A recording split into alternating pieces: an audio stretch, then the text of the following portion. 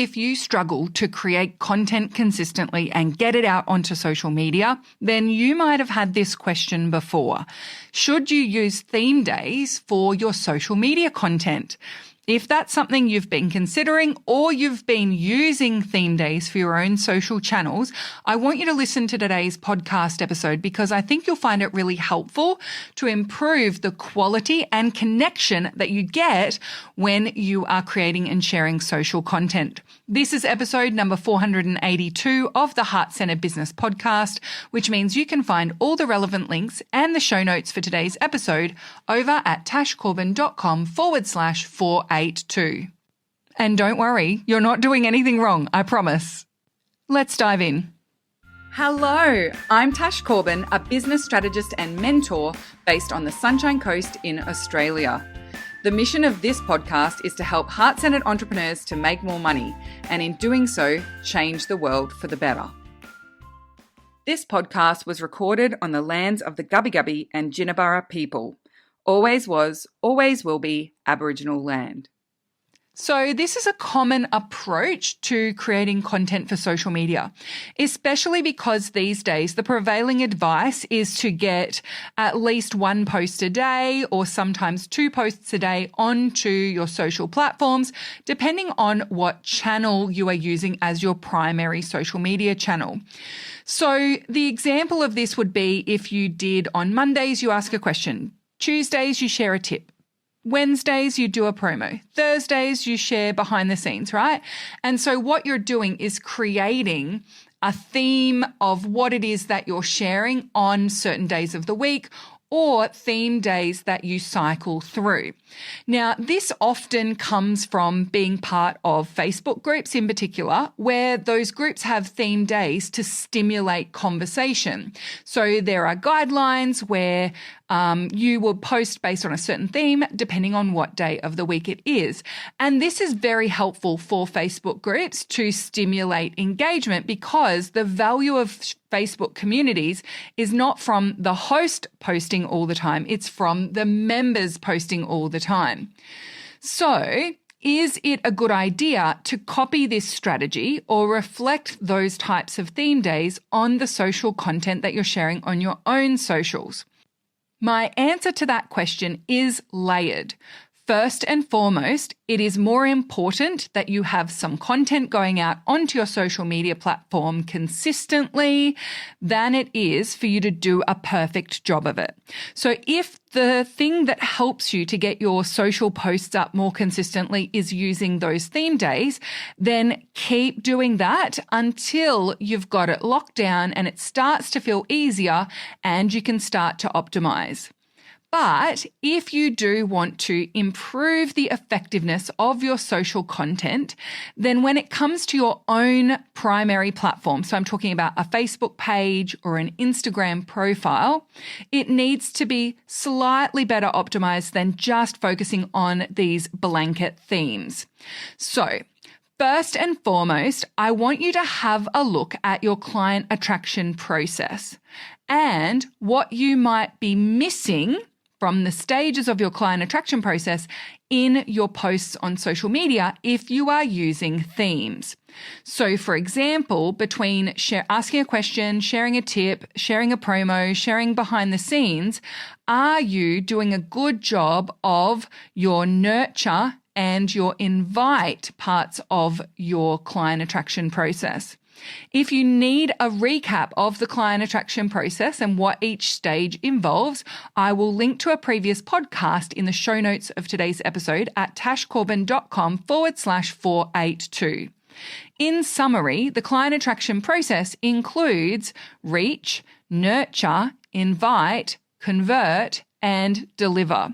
And so when it comes to creating social media content, I want to ensure that I have a good mix of those different jobs being done by different parts of my content. And a tip post isn't always nurture content.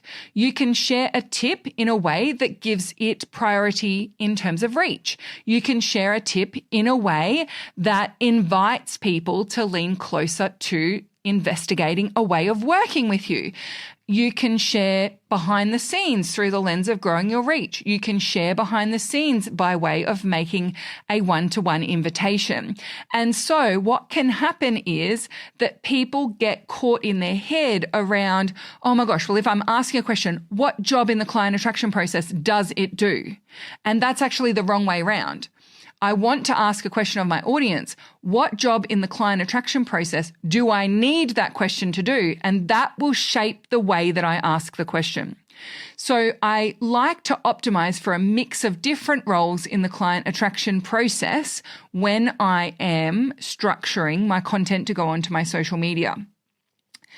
Additionally, if we just focus on using those themes, there is a risk of your content starting to get that same feeling. And especially if you are using templated images or template structures to those theme days, people will start scrolling past your content, especially your hottest audience, because they think they've seen the post before. They think they've read that content before. And so that's just a little risk of using those types of themes when it comes to structuring your social content. And we just need to be mindful of ensuring that your content doesn't have that same feeling and doesn't feel like you're just recycling the same structure, the same ideas, the same advice over and over and over again.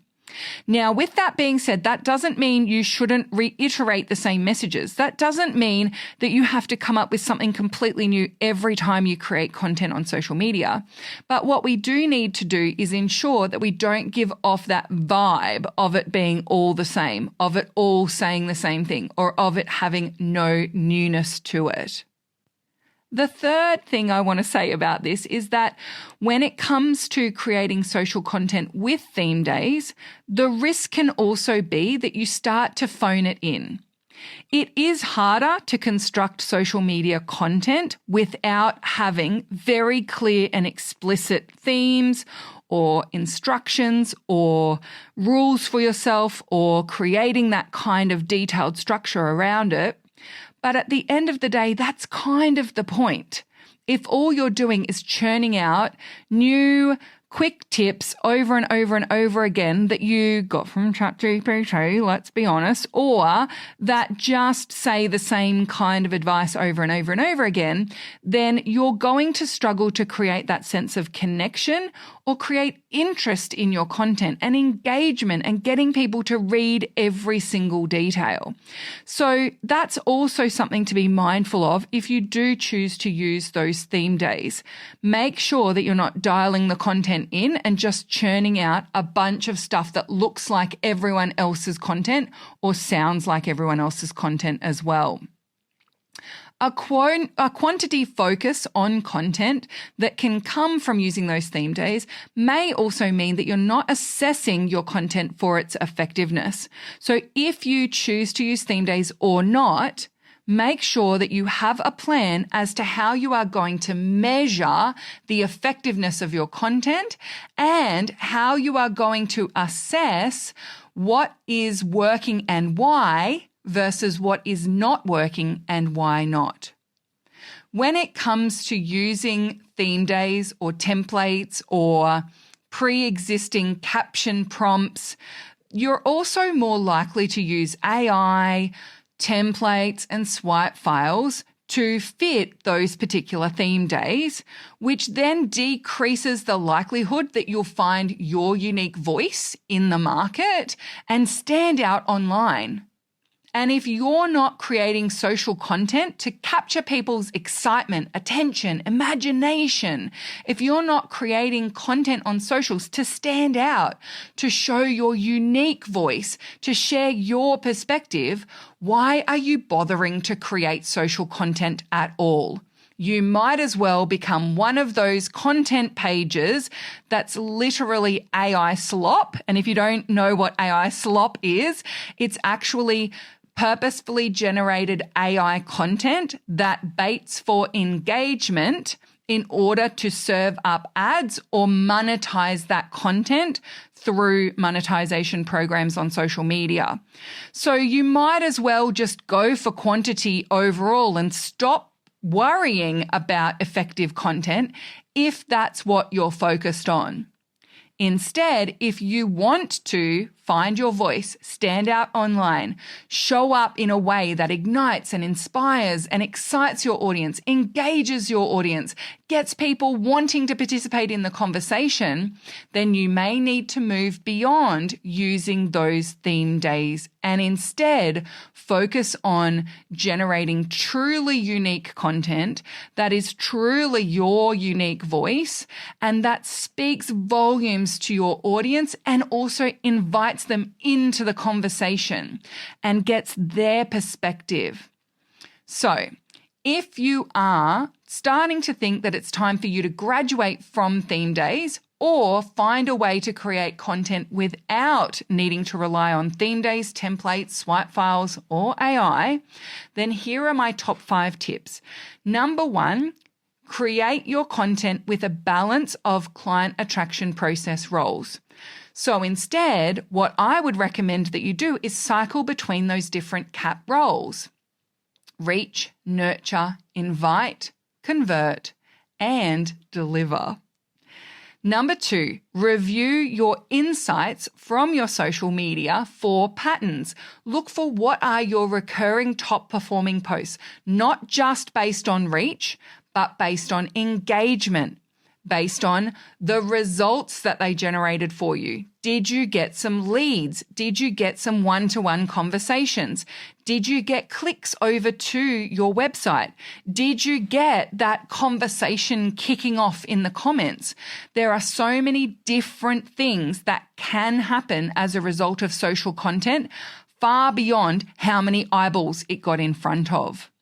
And those other measures are far more critical to the resulting sales and growth of your business. Number 3, write to connect. Write to really deeply connect and resonate with your ideal clients. To deeply connect and resonate with action takers in your audience who are hungry to learn from you and hungry to take action that moves them closer to their goal. Number 4, focus on finding your unique voice. And one of the ways that you can best do that is to stop leaning into tools that take over for you or do parts of the process for you. That includes those prompts and just using suggested post prompts as well. They are a great tool to get you started. I will absolutely recommend and reinforce your decision to try using those to get you started so you can at least get some practice in. But eventually, it's time to graduate from those and into something that more reflects what you want to say and how you would show up to the conversation in person, not just on social media. Which brings me to number 5.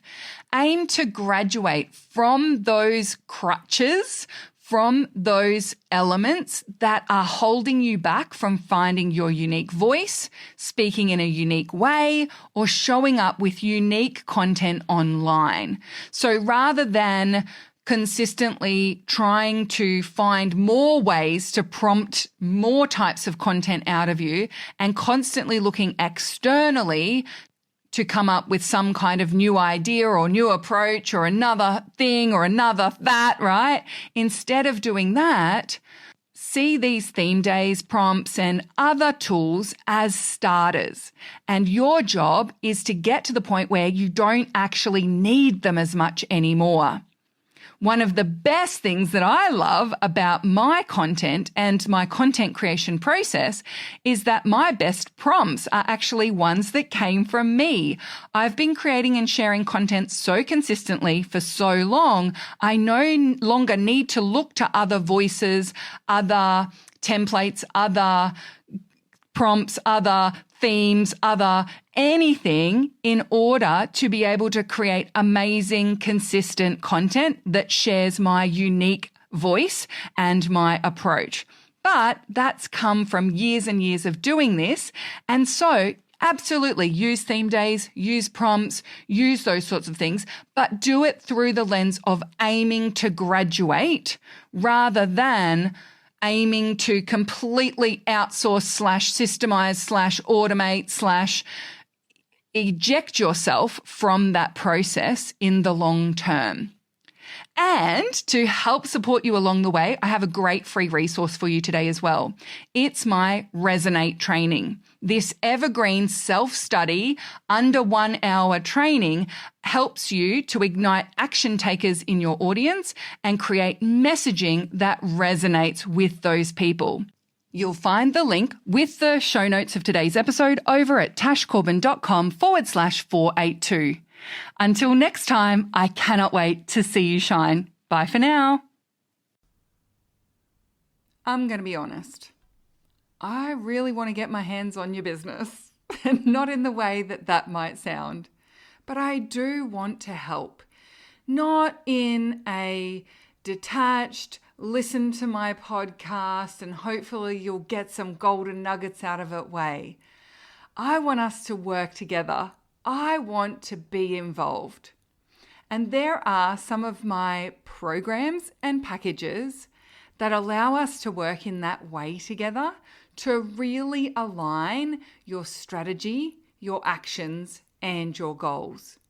So if you know that now is the time to get stuck into your business strategy, to get mentorship, support, and hand-holding, as well as practical advice and feedback, I would love for us to explore how we might be able to do that together.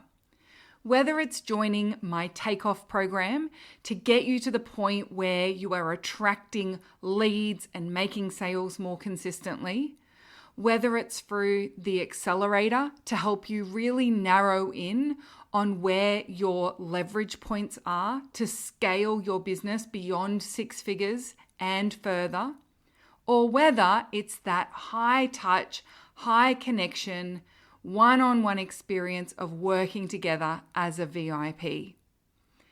I invite you to send an email to me at support@tashcorbin.com. Tell me what your goals are, tell me what you need help with, and let's look at how we might be able to work together.